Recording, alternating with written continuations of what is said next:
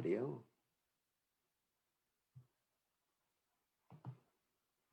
Where's the video? Yeah. Oh, here we go. Oh, good to see everybody. Okay, and the internet is working so far. Just pray that everything remains stable in this material world. Okay, this material world is extremely unstable, and I'm not just talking about the internet. Whew.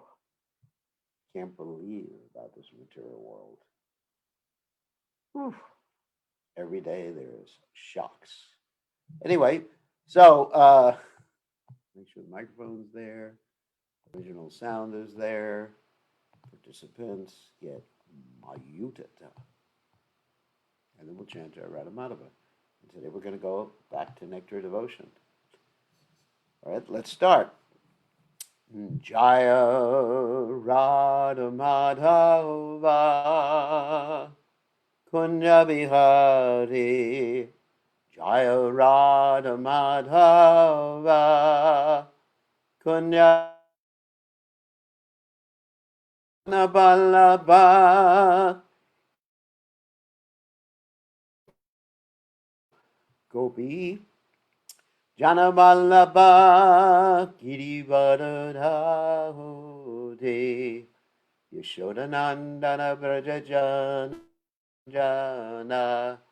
Yashodanandana Brajajana Ranjana Yamuna Tira Banachari Yamuna Tira Banachari Jaya Radha Madhova Kunya Bihari Jaya Radha Madhava Kunya Bihari Gopi Jana Vallabha Girivardhari Gopi Jana Malabha Girivardhari Yashodanandana Murajajana Ranjana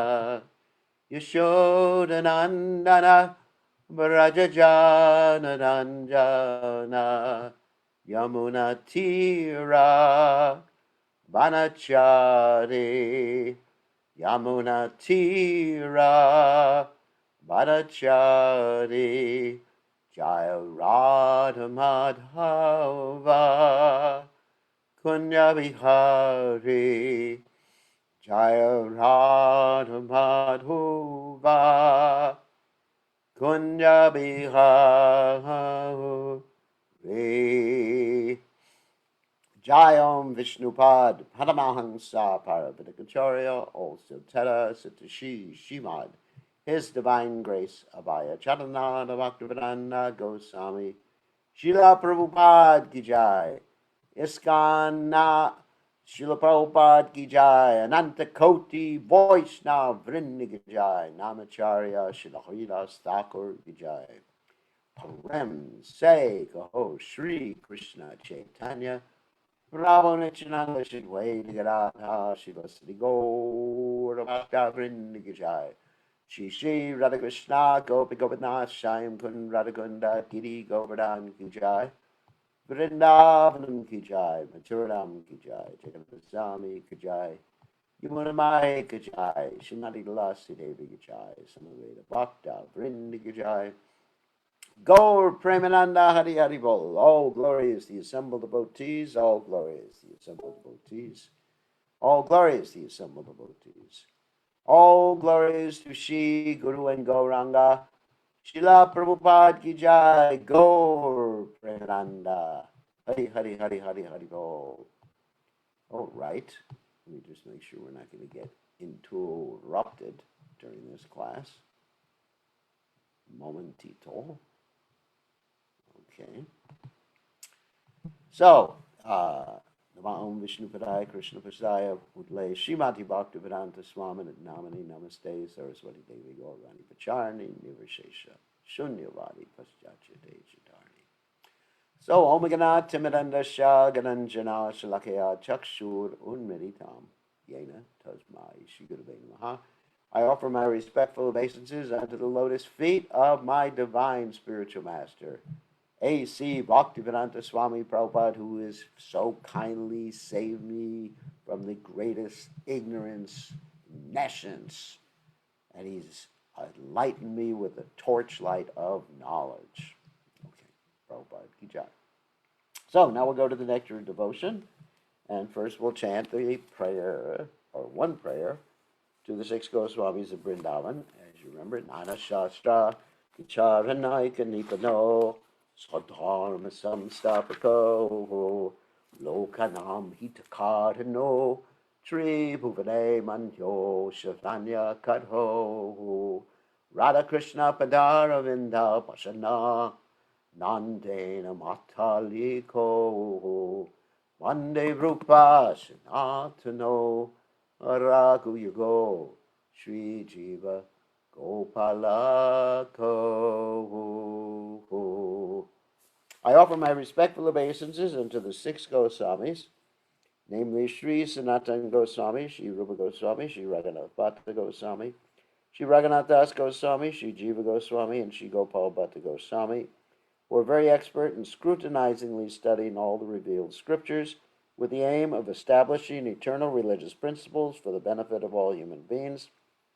Thus they are honored all over the three worlds, and they are worth taking shelter because they are absorbed in the mood of the gopis and are engaged in the transcendental loving service of Radha and Krishna. So today we're continuing our discussion of fraternal loving affairs from the Nectar devotion. So let's share a little bit.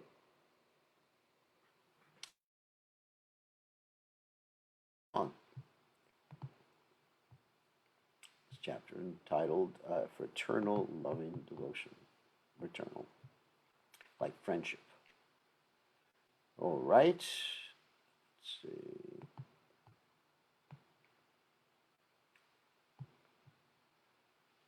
All right, I think we're ready.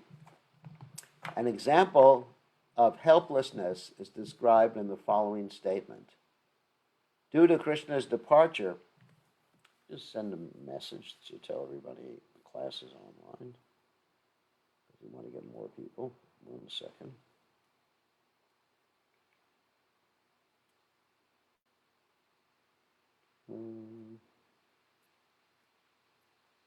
Class now. Okay, got it. An example of helplessness is described in the following statement.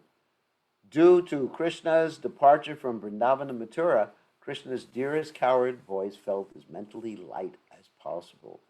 They were like fragments of cotton lighter than the air and were all floating in the air without any shelter. In other words, the minds, that means they were dizzy, the minds of the cowherd boys became almost vacant on account of Krishna's separation. An example of impatience was also shown by the cowherd boys when Krishna went to Mathura. Out of the sorrow of separation, all these boys forgot to take care of their cowherding and tried to forget all the melodious songs they used to sing in the pasturing ground. At last, they had no desire to live anymore, being separated from Krishna. An example of stillness was described by a friend of Krishna's who informed him in Mathura that all the cowherd boys had become just like leafless trees on the tops of the hills. They appeared almost naked, being skinny and frail, and did not carry any fruits or flowers. He informed Krishna that all the cowherd boys residing in Vrindavana were as still as the trees at the tops of hills. Sometimes they felt diseased from their separation from Krishna and being so greatly disappointed, they were aimlessly wandering on the banks of the Yamuna. There's also an example of madness caused by separation from Krishna. When Krishna was absent from Vrindavana, all the cowherd boys became bewildered, and having given up all kinds of activities, they appeared to be mad and forgot all their regular business. They were sometimes lying down on the ground, sometimes rolling in the dust, sometimes laughing, and sometimes running very swiftly. All of these symptoms gave them the appearance of madmen. One friend of Krishna's criticized him by saying, "My dear Lord, you become the king of Mathura after killing Kamsa, and that is very good news for us. But at Vrindavan, all the residents have become blind from their continuous crying over your absence. They are full only of anxieties and are not cheered at all by your becoming the king of Mathura." Sometimes there are also signs of death. Of course, those of you who don't know that at the age of 16, Krishna went to Mathura and he left Vrindavan. Sometimes there are also signs of death caused by separation from Krishna. Of course, these are all vyabhachari bhavas. Once Krishna was told, "My dear enemy of Kamsa, because of their separation from you, the coward boys are suffering too much, and they are now lying down in the valleys, breathing only slightly. In order to sympathize with the boys' regrettable condition, even the forest friends, the deer, are shedding tears." In the Mathura Kanda chapter of the Skanda Purana, there is a description of Krishna and Balaram surrounded by all the coward boys, always engaged in taking care of the cows and calves. When Krishna was met by Arjuna at a potter's shop in the city of Drupada Nagara, because of the similarity of their bodily features, they made intimate friendship. This is an instance of friendship caused by the attraction of similar bodies. Of course, we know generally that's called Sarupya Siddhi, where one gets perfection by having a form like that of the Lord. In the 10th canto of the Srimad Bhagavatam, 71st chapter, verse 27, it is stated that when Krishna arrived in the city of Indraprastha, Bhima was so overwhelmed with joy that with tears in his eyes and a smiling face, he immediately embraced his maternal cousin. Following him were his young brothers, Nakula and Sahadev, along with Arjuna, and they all became so overwhelmed at seeing Krishna that with full satisfaction they embraced the Lord, who was known as Achyuta, the infallible. There's a similar statement about the coward boys of Vrindavana. When Krishna was on the battlefield of Kurukshetra, all the coward boys came to see him wearing jeweled earrings in their ears. Becoming so greatly overjoyed, they extended their arms and embraced instances of full satisfaction in friendship. This was the time during the eclipse when the residents of Vrindavan, after so many years, went to Kurukshetra to see Krishna, and they were feeling so much separation. Of course, the Rath Yatra is held in memory of that particular occasion. In the 10th canto, 12th chapter, verse 12 of Srimad Bhagavatam, it is stated that even after undergoing severe penances and austerities and performing the yogic principles, the great mystic yogis can hardly become eligible to achieve the dust of the lotus feet of Krishna. But the same personality of Godhead is easily available to the vision of the residents of Vrindavana. This means there is no comparison to the great fortune of these devotees. The friendly relationship of the coward boys with Krishna is a particular type of spiritual ecstasy almost similar to the ecstasy of conjugal love. This ecstasy of loving affairs between the coward boys and Krishna is very difficult to explain. Great expert devotees like Rupa Goswami express their astonishment at the inconceivable feelings which are in Krishna and his coward boyfriends.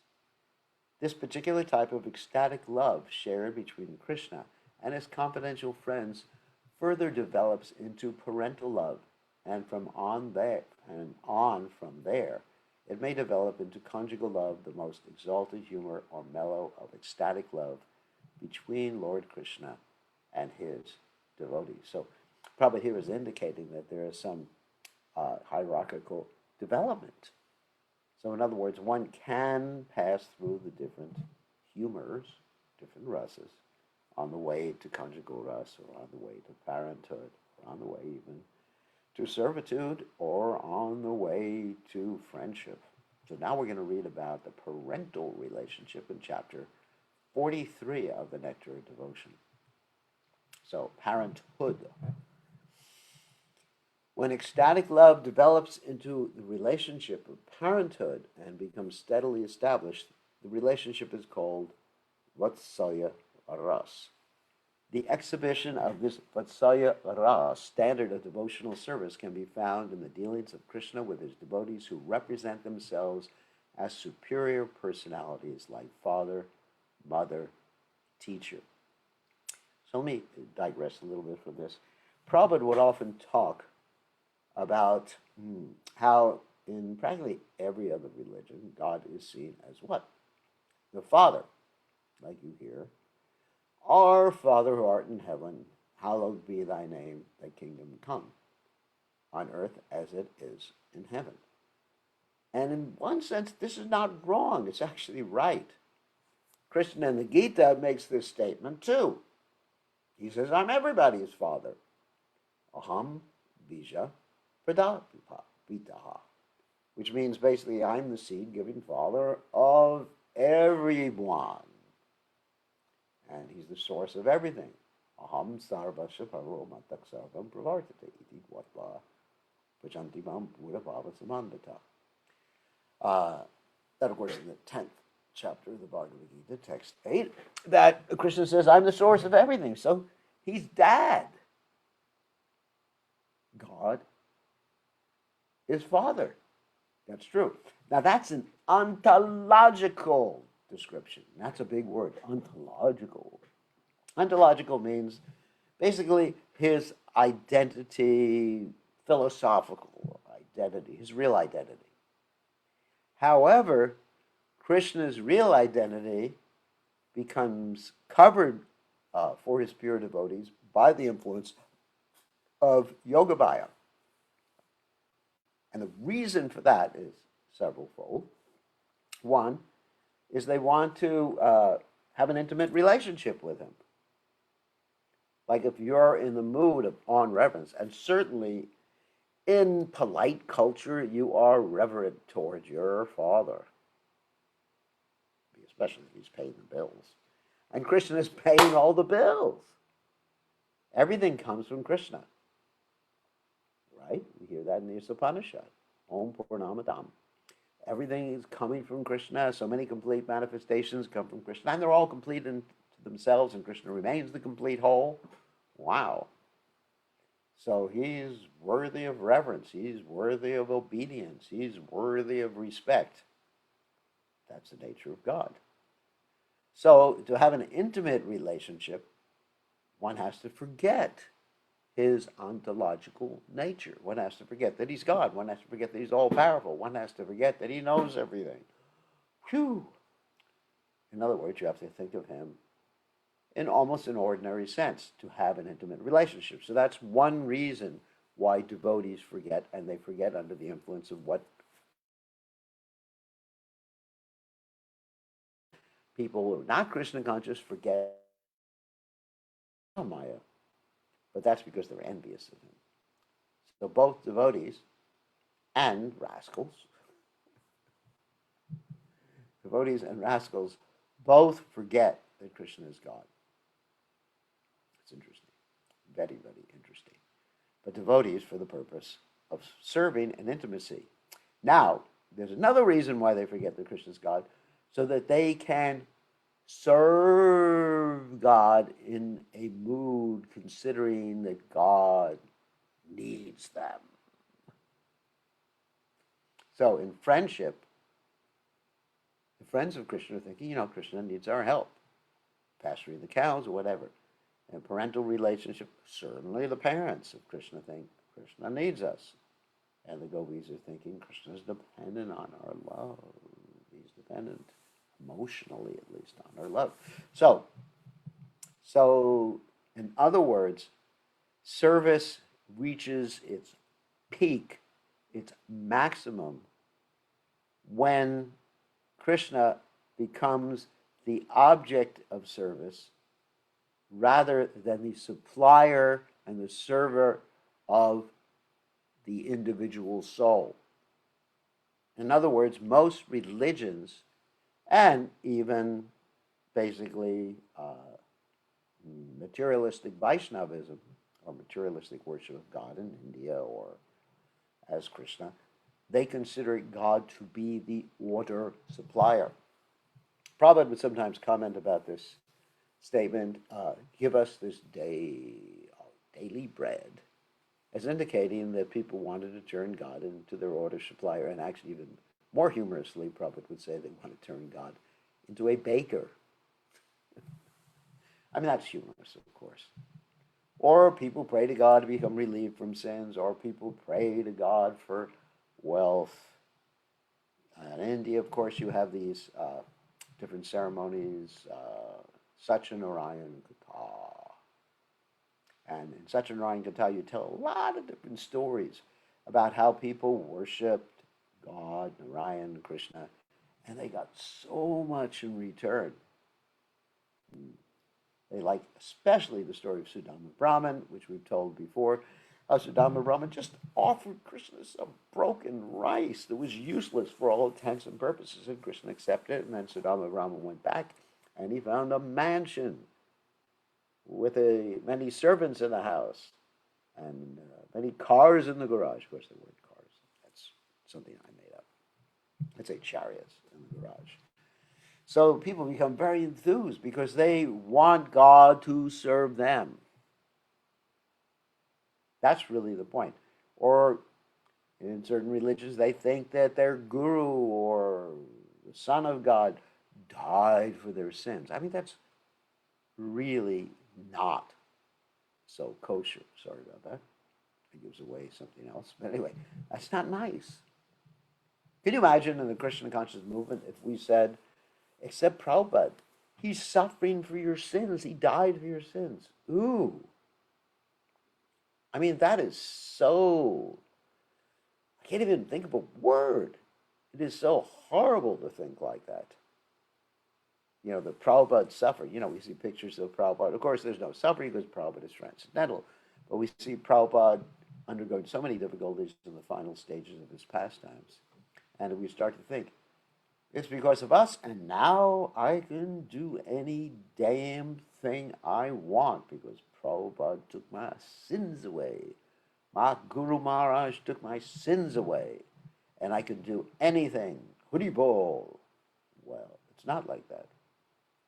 Because if one tries to commit sins on the strength of chanting, or on the strength of surrendering to one's Guru, Krishna, Radha, whatever, it doesn't work. It really doesn't work. You may be relieved from your sins by the mercy of some great soul or by Krishna. But if you keep on sinning, you will not be relieved of your sins. You're going to compound your sins. Try to remember that. So, anyway, so most people approach God for their own purposes. You know, God the Father, God the supplier, God the big boss who's going to pay me a salary. I've done so much for you, God, and why haven't you given to me? So the higher principle, of course, that's better than nothing. But the higher principle is to be the servant of God, where God takes the position of being the son. Like in the parental relationship, God is the son. And he says to his parents or to those in that particular relationship, you know, aunts, uncles, all of it, village people with the same relationship, he says, I'm hungry, right? Instead of saying, dear God, give us this day our daily bread. God, my daily chapati, this daily pakora, the internet connection, this daily sweet rice. So that's really devotional service. So that's why this is so exalted, or these understandings are so exalted, or the lover of God, or the friend of God, or the servant of God. Much higher than any, of course, sometimes Sometimes you will see certain people in different Western religions considering themselves to be the servant of a little higher platform by doing, or a lot higher platform by doing that. Whereas this knowledge that we're presenting is the highest platform of approach, not as God, but as Krishna, as a person. Because if you love God because he's God, that's good. Not the highest. But if you love God because you love God, in other words, that's causeless. That's described in the Bhagavatam, Savai Sampara Dharma, Yato Bhaktir Hoksajay, Ahaitakiya Pratyata Yatma Suprasidite. That the topmost understanding of Dharma or religion is to approach God or Krishna without any motive. Ahaitaki Pratyata, without any consideration, without any motive, and be unstoppable, completely unstoppable 24/7 in devotional service. So this is what we're aspiring for in Krishna consciousness. And it's a very high platform. Of course, first understand the greatness of God, and then later on you can love God because you love God.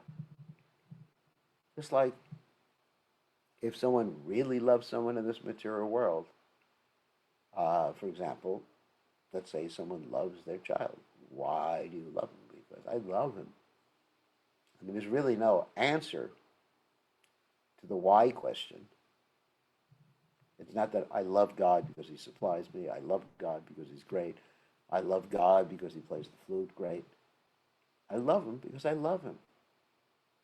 Love is causeless. Real love is causeless. There's no... And that way the love can never be stopped. If the love is dependent on anything, then it is not real love. So I love Krishna because he's Krishna. Because I love him. And he can crush me by his embrace, leave me brokenhearted. Of course, this is Lord Chaitanya Mahaprabhu's Shikshashtaka verse, the last one. He can crush me by his embrace, leave me brokenhearted by not being present before me. He's completely free to do anything and everything, and still it will not deter me. I will have the same mood in relationship to him. Hare Krishna. So let's continue. Learned scholars have described the impetuses, and here we're talking about vibhavas again, for parental love for Krishna existing in the elderly personalities who are in relation with him as follows. That's elderly personalities like me. The Supreme Personality of Godhead, because this is not my spiritual body, thank God. The Supreme Personality of Godhead, whose bodily complexion is just like a bluish, new-grown lotus flower, whose body is very delicate, and whose lotus eyes are surrounded by scattered hair as black as bees, was walking on the streets of Vrindavan when Mother Yashoda, the beloved wife of Nanda Maharaj, saw him. Immediately the milk began to flow from her breast, soaking her body. Some specific provocations for parental love of Krishna are listed as his blackish bodily hue, which is very attractive and pleasing to see, his all-auspicious bodily features, his mildness, his sweet words, his simplicity, his shyness, his humility, his constant readiness to offer respect to the elderly, and his charity. All of these qualities are considered ecstatic provocations for parental love. That is, vibhavas, udipanas, his qualities. In the Srimad Bhagavatam, 10th canto, 8th chapter, verse 45, it is stated by Shukadeva Goswami that Mother Yashoda accepted Lord Krishna as her son, although he is accepted in the Vedas as the king of heaven. In the Upanishads as the impersonal Brahman, who is everything. In philosophy as the supreme male, by the yogis as the supersoul, and by the devotees as the Supreme Personality of Godhead. Once Mother Yashoda, and when it says by the devotees as the Supreme Personality of Godhead, it's not referring to the Brajavasis. That is, those who are aware that he's the Supreme Personality of Godhead. But Yashoda Mai is not aware. Krishna does not want her to become aware. Even when she gets bewildered, she looked in his mouth one time, he'd eaten dirt, and within his mouth there was all the universes, and even a good good sign. Let her forget all these things. Like her little baby.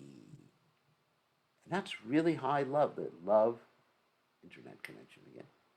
Every once in a while you get a little internet connection buggy. Once Mother Yashoda addressed one of her friends in this way, Nanda Maharaj, the leader of the cowardmen, worshipped Lord Vishnu along with me. And as a result of this worship, Krishna has been saved from the clutches of Putana and other demons. So she was not attributing Putana's death to Krishna himself. She was attributing it to her faithful worship of Lord Vishnu, who was not different from Krishna. Anyway, the twin Arjun trees were, of course, broken due to a strong wind. Krishna didn't do it. You know, there was a strong wind. Fortunately, the trees didn't hit Krishna. And although Krishna appeared to have lifted Govardhan Hill along with Balaram, I think that Nanda Maharaj actually held the mountain. Otherwise, how could it have been possible for a little boy to lift such a great hill? This is another example of ecstasy in parental love. This kind of parental love is generous. In other words, she's completely convinced that Krishna didn't do any of these things. He's just a little boy, and somehow or other by my prayers he's being protected. Like Prabhupada talked about a mother's desire to protect the children, her child, utilizing the example of his own mother. He said that his mother would eat with her left hand. She took a vow. I'm going to eat with my left hand until my son notices why I'm doing it differently than everyone else. And this is her vow. She thought by taking a particular vow, it was going to protect her son. So many different things that parents do. There's the cudgel thing they do to protect the eyes, to protect the child, and different things that many of them are superstitious, some of them are tradition, but it's out of love that they're doing this. This kind of parental love is generated in the devotee out of his conviction and love that he himself is superior to Krishna without being taken care of by such a devotee. Krishna could not possibly live. I don't feed him, he's going to starve. Of course, God does not starve, but if you just think of him as your son, you'll think he's going to starve. That's the love. One devotee therefore prayed to the parents of Lord Krishna as follows: let me take shelter of the elderly parental devotees of Lord Krishna.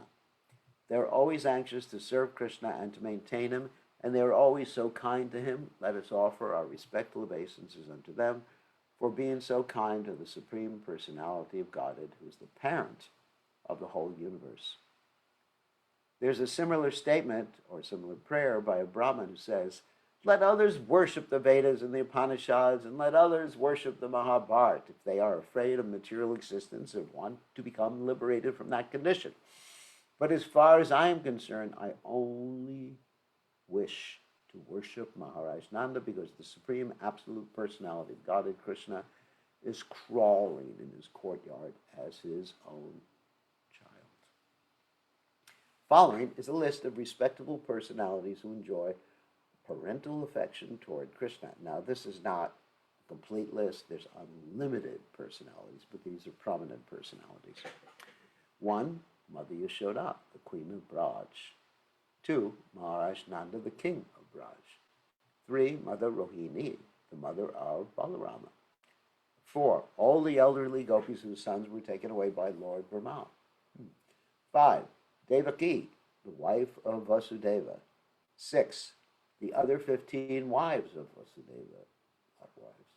7, Kunti, the mother of Arjuna. 8, Vasudeva, the real father of Krishna. And 9, Sandipani Muni, Krishna's teacher. All these are considered respectable elderly personalities with parental love for Krishna. This list is in order of superior importance, and thus we can see that Mother Yashoda and Maharaj Nanda are considered to be the supermost of all elderly personalities. In Srimad Bhagavatam, 10th canto, 9th chapter, verse 3, Shukadeva Goswami gives Maharaj Parikshit a description of the form and beauty of Mother Yashoda. He says, my dear king, the wide hips of Mother Yashoda were surrounded by silk and linen clothes, and her breasts were flowing with milk because of her affection. When she was churning butter and tightly holding the rope, the bangles on her hands and the earrings on her ears were moving, and from the nice decoration in her hair, the flowers were slackening and falling down. Due to her excessive labor, there were drops of perspiration on her face. There's another description of Mother Yashoda in a devotee's prayer. Let me be given protection by Mother Yashoda, whose curly hairs are bound with thread, whose hair is very brightly beautified by the vermilion placed on the part, and whose bodily her eyes are always engaged in seeing the face filled with tears. Her complexion, which resembles the bluish lotus flower. Oh, the internet connection again. Just a little unstable. Is enhanced in beauty by her dressing herself with many colorful garments. Let her merciful glance fall on all of us so that we may be protected from the clutches of Maya as smoothly progress in our devotional service. There is the following description of Mother Yashoda's affection for Krishna. After rising early in the morning, Mother Yashoda first of all offered her breast milk to Krishna, and then she began to chant various mantras for his protection. Then she would decorate his forehead very nicely and bind his arms with protective talismans. By all of these activities, it is definitely understood that she is the emblem of all maternal affection for Krishna. So we should follow in her footsteps if we're interested in becoming situated in that particular ras. The description of Nanda Maharaj's bodily features is as follows. The hairs on his head are generally black, but some of them are gray. His garments are of greenish color like the new grown leaves of a banyan tree. His belly is fatty. His complexion is exactly like the full moon, and he has a beautiful mustache. When Krishna was a baby, one day he was walking in the courtyard, capturing the finger of his father. And because he could not walk steadily, he appeared to be almost falling down. While Nanda Maharaj was giving protection to his transcendental son in this way, all of a sudden there were drops of tears in his eyes, and he became overwhelmed with joy. Let us all offer our respectful obeisances under the lotus feet of King Nanda. Childhood age, childish dress, movements by the child, sweet words spoken by the child, nice smiling, and various forms of childish play are considered provocations for increasing parental love for Krishna. In other words, vibhavas. The childhood ages of Krishna are divided into three periods. The beginning, Kumara age, the middle of Kumara age, and the end of Kumara age. During the beginning and middle of the Kumara age, Krishna's thighs are fatty and the inner part of his eyes are whitish. There are signs of teeth coming out. And he is very mild and gentle.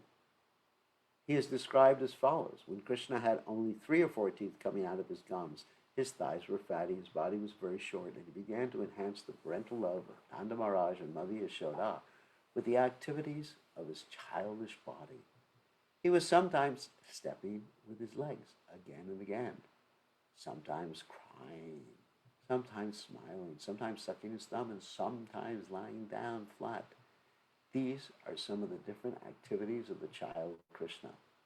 When Krishna was lying down flat, sometimes sucking the toes of his feet, sometimes throwing his legs upward, sometimes crying, sometimes smiling, Mother Yashoda, seeing her son in such pastimes, did not show any sign of restricting him, but rather began to watch her child with eagerness, enjoying these childhood pastimes. In the beginning of Krishna's Kumara age, the nails of tigers were set in a golden necklace about his neck. Tigers. There was protective tilak on his forehead, black mascara, his cudgel, around his eyes, and silk thread around his waist. These are the descriptions of Krishna's dress at the beginning of the Kumara age. So remember, Krishna doesn't have a material body. I got to repeat this again. He doesn't have a material body even when he goes through this Mara Paganda Aishora age. He is in the same body. It's not growing because the cells are dividing like in our body, or anyway, whatever the reason is that our body grows or changes, as Krishna says in the Gita. We're going from boyhood to youth and then old age, or girlhood to youth and then old age. Krishna is manifesting these different ages for the pleasure of his devotees and to interact in different types of loving exchanges with his different devotees. That's all. And our undergoing these changes in our body is a perverted reflection, and our body is completely mundane, full of bile, mucus, and hair, and blood, and guts. Krishna doesn't even have veins in his body. He's Ashnavi Ram. It's like if you look at any of our bodies, look at my hand, there's all sorts of veins there. And when you get older, you can see the veins more clearly, see? Very nice. So when Nanda Maharaj saw the beauty of child Krishna with tiger nails on the mal tree, beautifully decorated thread and silk clothes tied around his waist. Internet connection again. When Nanda Maharaj saw his child like this, he never became satiated by the child's beauty. Satiated means, well, I've seen enough, I'm full. Like you eat, you become satiated. Don't want any more. Let's do something else here. But Nanda Maharaj never felt bored. When you're satiated, you're either bored with something, or you don't even want to hear about it anymore because, it's enough. Been there, seen it, done it. In the middle Kumara age, now we get in the middle of the Kumara age, the upper portion of Krishna's hair falls around his eyes. Sometimes he's covered with cloth around the lower part of his body, and sometimes he is completely naked. Sometimes he tries to walk, taking step by step, and sometimes he talks very sweetly in broken age. So these are the three divisions up to 5 years of age, okay? These are some of the symptoms of his middle Kumara age. He is thus described: when Mother Yashoda once saw him in his middle Kumara age, his scattered hairs were touching his eyebrows and his eyes were restless, but he could not express his feelings with proper words. Still, when he was talking, his talk was so nice and sweet to hear. When Mother Yashoda looked at his little ears and saw him naked trying to run very quickly with his little legs, she was merged into the ocean of nectar. Krishna's ornaments at this age are a pearl hanging from the septum of his nose, at the middle portion of the nose, butter on his lotus-like palms, and some small bells hanging from his waist.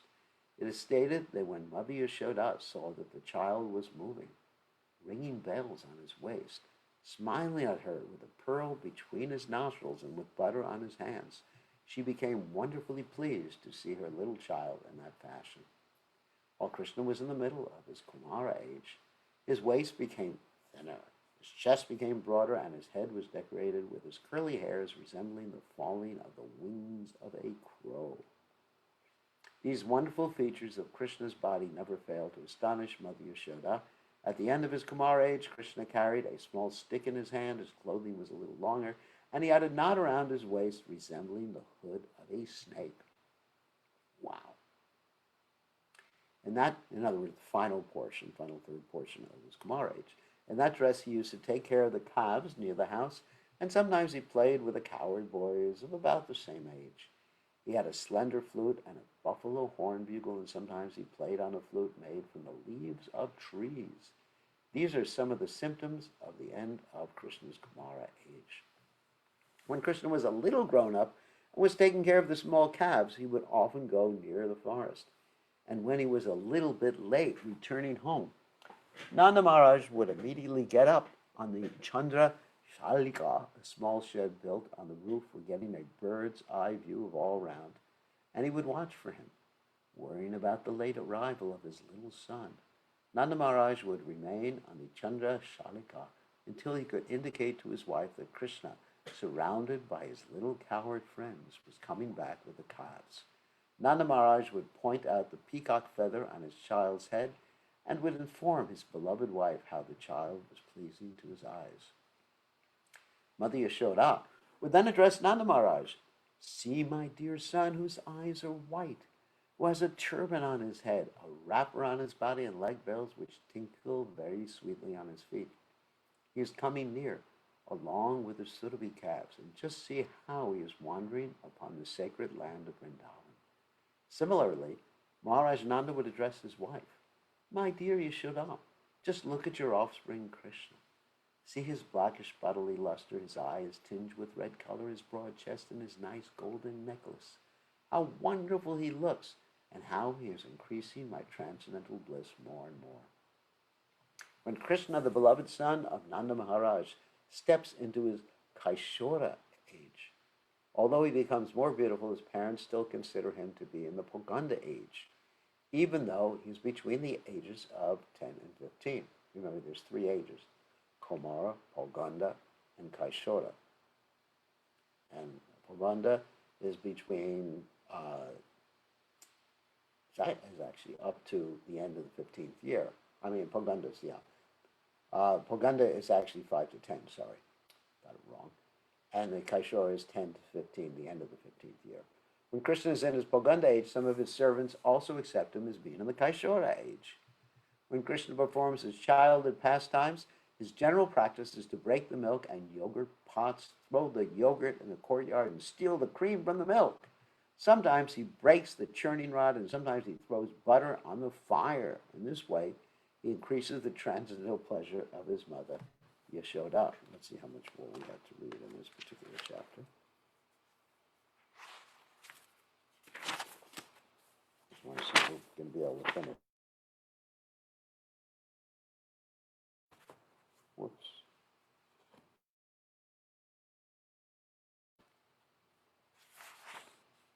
Kind of long.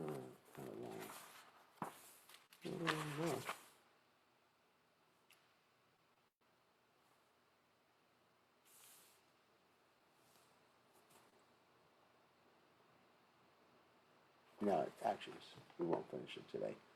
In this connection, Mother Yashoda once told Mukara, her maidservant, that's Radharani's grandmother, actually, "Just look at Krishna, looking stealthily toward all sides and slowly stepping forward from the bushes.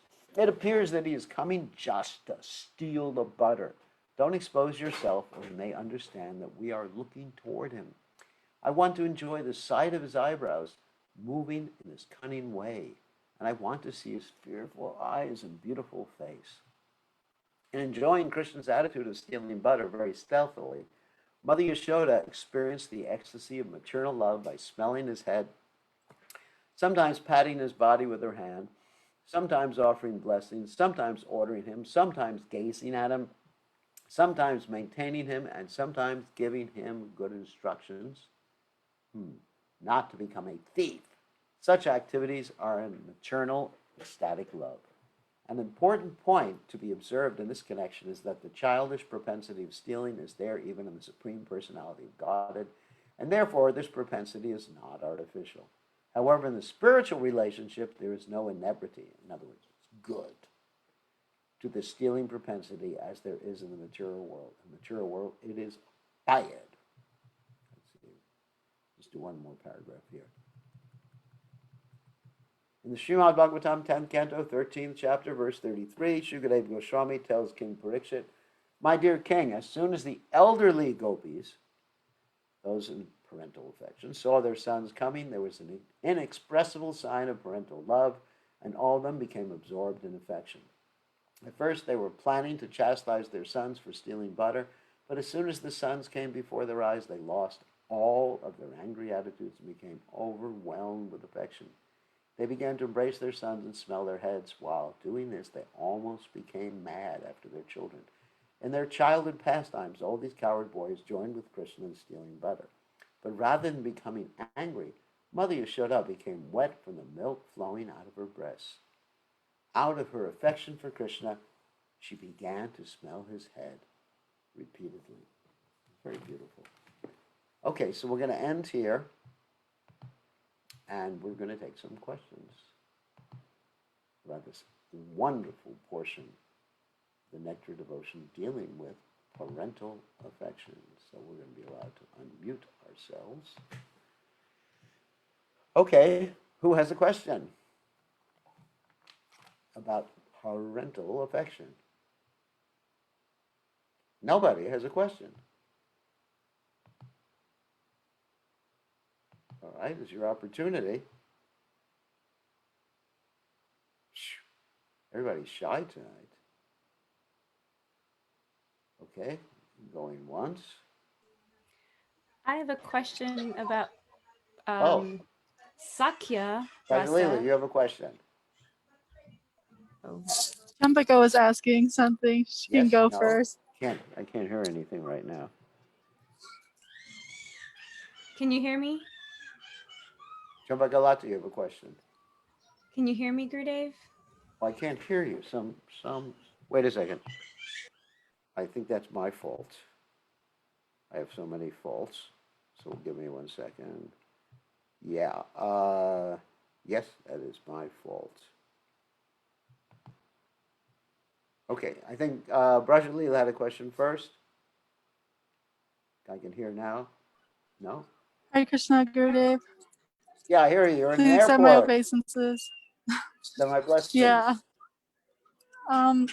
So I was wondering, with the different ages of Krishna in his pastimes, does he grow up through those, like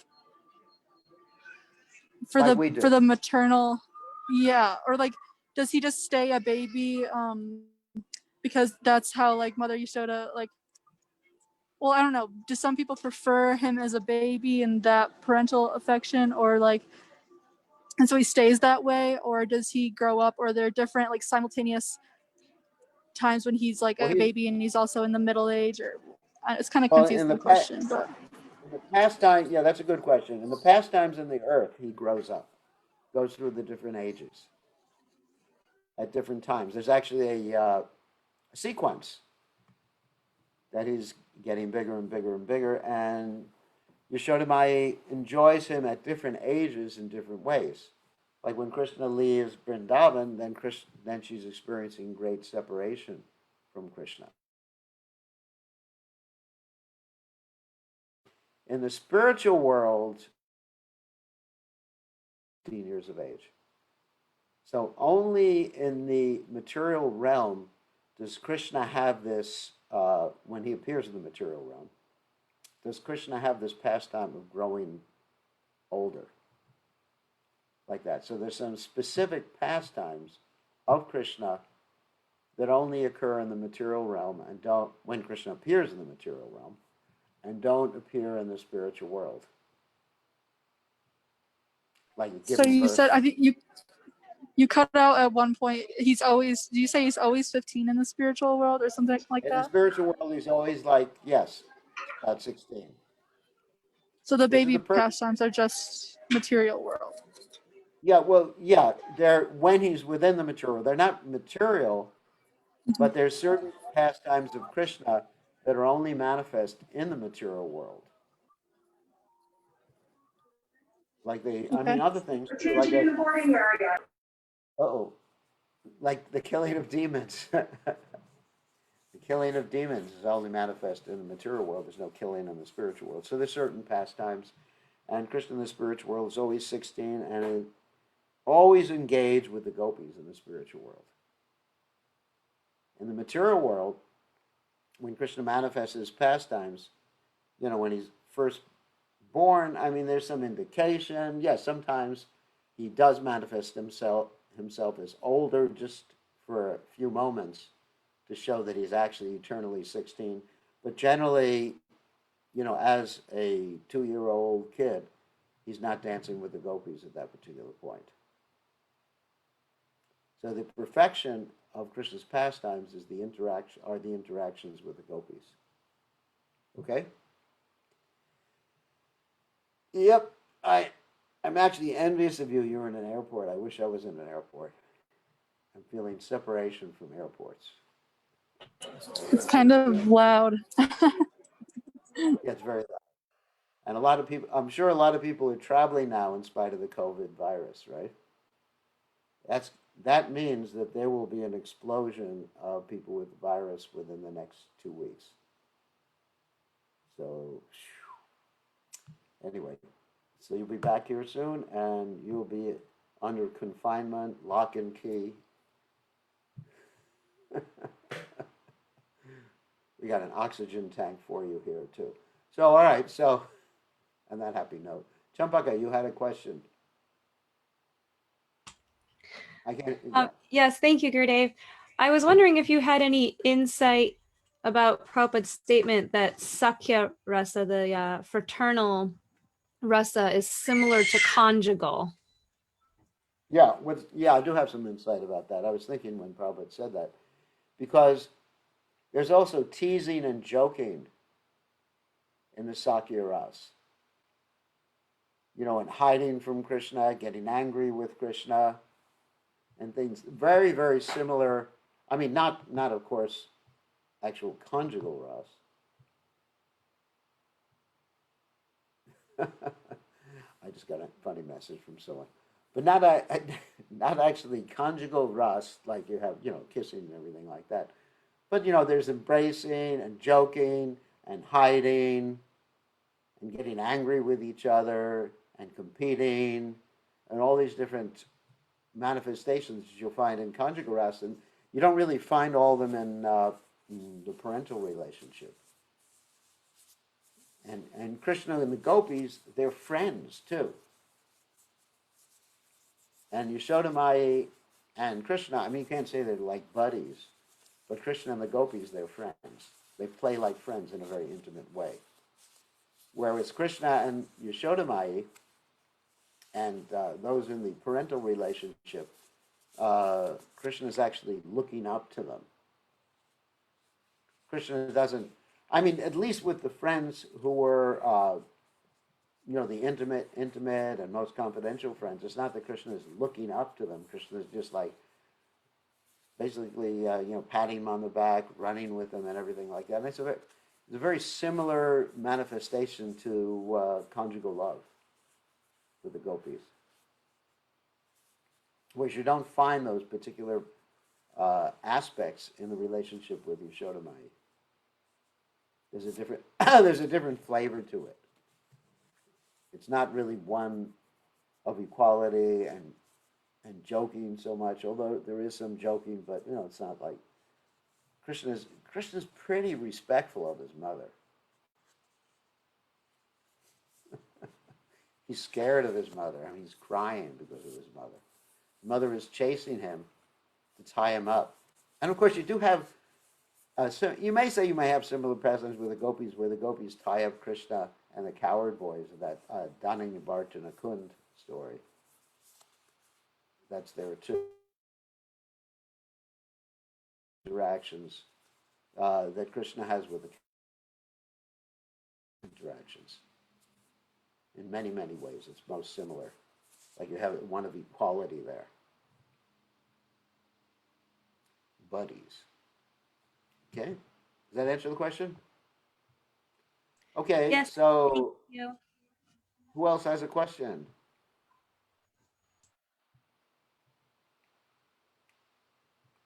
Wow. Everybody's gotten so shy recently. I have a question, Gurudev. Yeah. Please accept my humble obeisance. I accept my blessings. So, good to see you.